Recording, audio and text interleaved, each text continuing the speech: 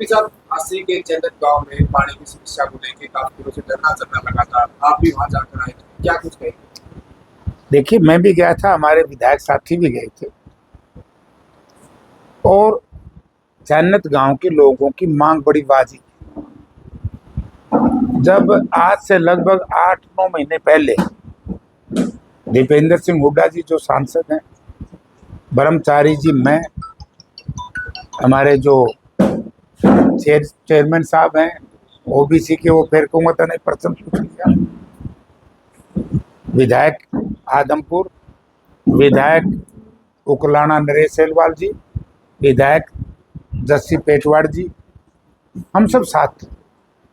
और गांव के लोगों ने दो बात कही थी कि यहाँ ना पीने का पानी है और ना ही बिजली।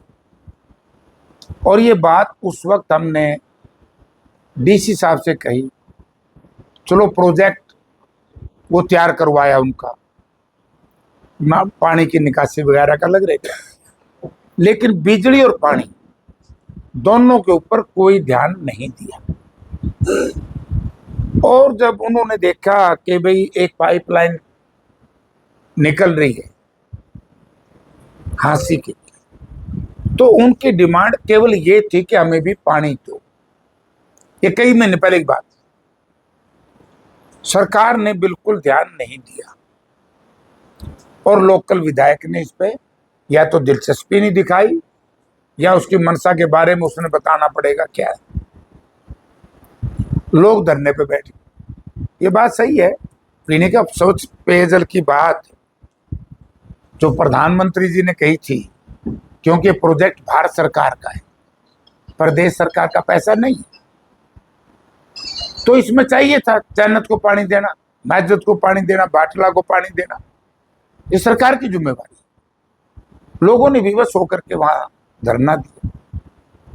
समय रहते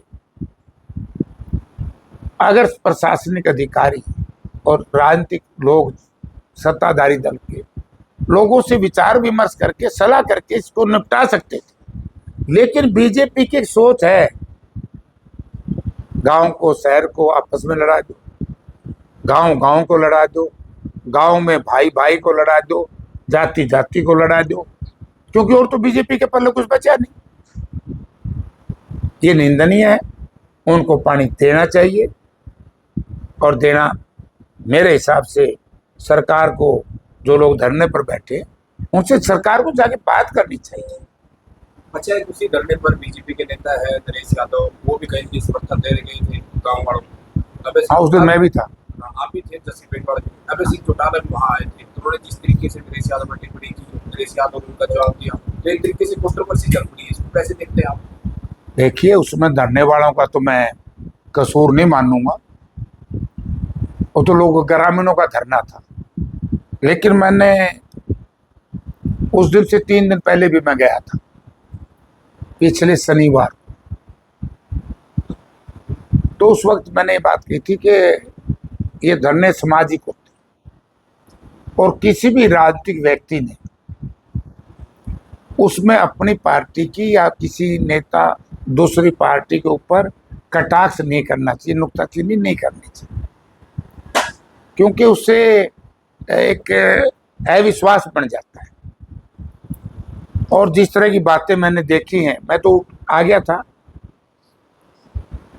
अभय सिंह बाद में आए, और मैंने जो वीडियो देखी है वो आपत्तिजनक है।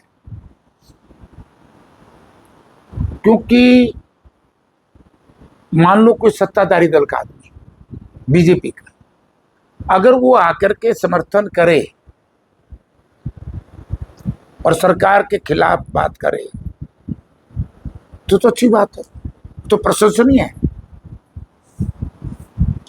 और उसमें फिर उसने आर्थिक सहायता कर दी,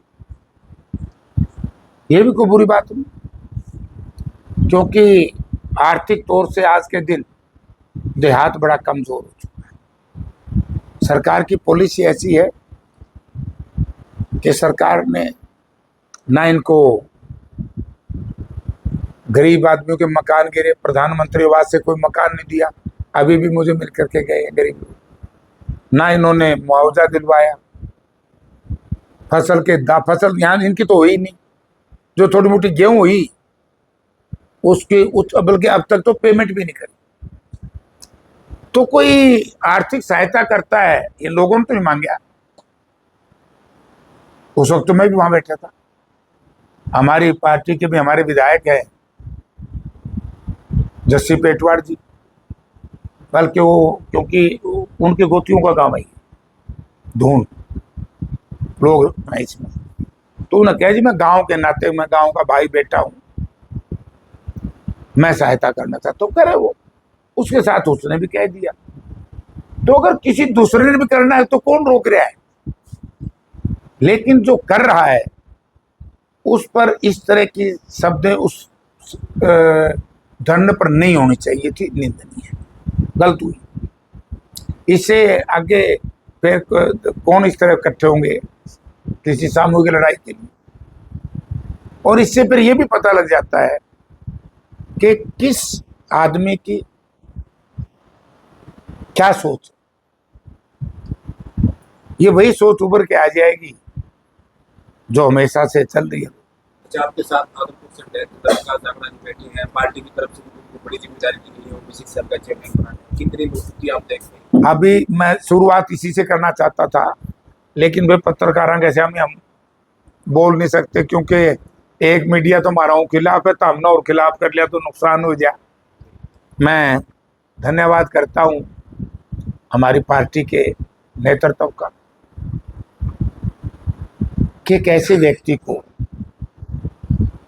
जो मतलब एक ओरिजिनल बैकवर्ड क्लासेस के घर में पैदा होकर के, एक साधारण किसान के घर में पैदा होकर, जिन्होंने अपना जीवन शुरू किया। गुप्ता जी कह रहे थे, बोला डीएन कॉलेज में पढ़ा करते, जब भी मैं फोटो खींचा करता और एमएलए बन के गए तो मैंने फोटो खींच के इनको दी, जो पार्लियामेंट असेंबली में दी। तो आईएएस रहे, ऊंचे पदों पर रहे, और मुझे डर था क्योंकि मैं एमपी हो चुका था और आदमपुर से मेरा भी विशेष लगाव है कि जब इनको पार्टी ने टिकट दी तो मेरे मन में थोड़ा सा एक प्रश्न आया कि और ब्यूरोक्रेट्स की तरह कहते चंद्र प्रकाश भी न्यू हो जाए, लोग फिर मुझे भी गाड़ियां देंगे। लेकिन इन्होंने जो सिस्टम बदला, एक सीनियर रिटायर्ड आईएएस ऊंचे ऊंचे पदों पर रह के, और जिस दिन राजनीति में कांग्रेस पार्टी की सदस्यता ग्रहण की उस दिन से लेकर के आज तक, मैं कल ही गया था आदमपुर के कई गांव में, लोगों ने कहा कि जयप्रकाश जी पार्टी ने विधायक बहुत बढ़िया दिया है और अब और अच्छा काम कर दिया कि इनको ओबीसी का चेयरमैन बना दिया। इससे हमारी पार्टी और मजबूत होगी, क्योंकि एक दुष्प्रचार था। वैसे तो एससी-बीसी कांग्रेस की परंपरागत वोट है, लेकिन कहीं कहीं ये जाति में जाति बांट देते हैं, धर्म में धर्म, गांव में गांव, शहर में शहर।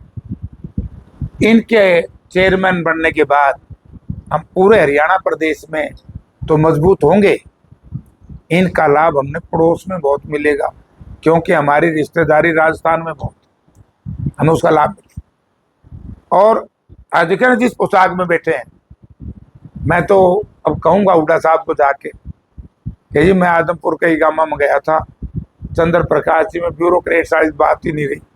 अब इनके आगे एक राजनीतिक व्यक्ति, अब एमएलए बन गए, चेयरमैन बन गए, राजनीति में शुरुआत की थी ए से और जेड पे पहुंच गए।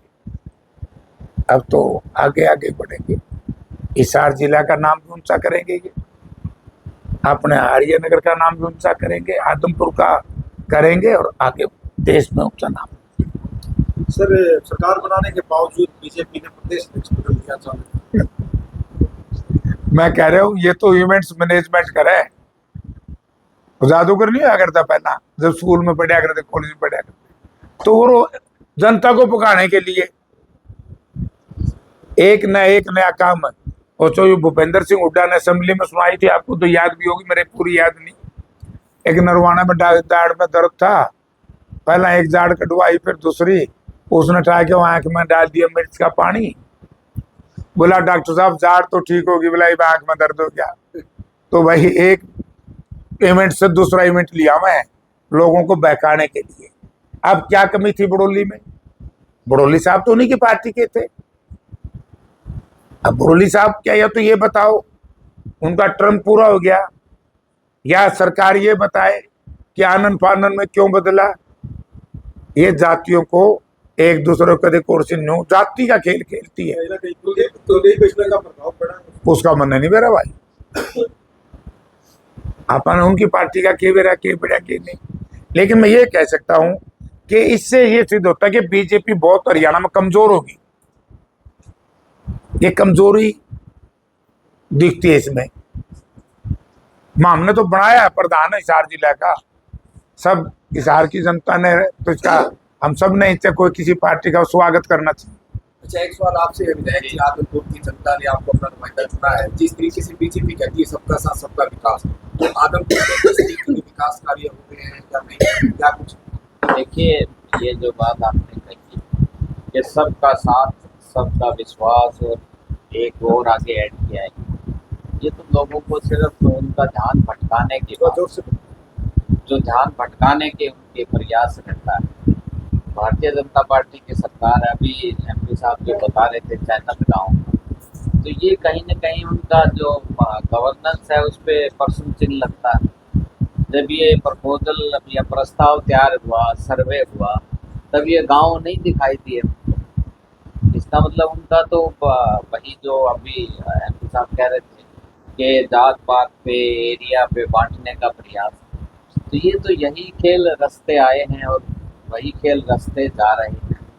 इनका धरातल पे जो 36 बिरादरी के लोगों को जो फायदा पहुंचना चाहिए वो पहुंचाने की मंशा नहीं।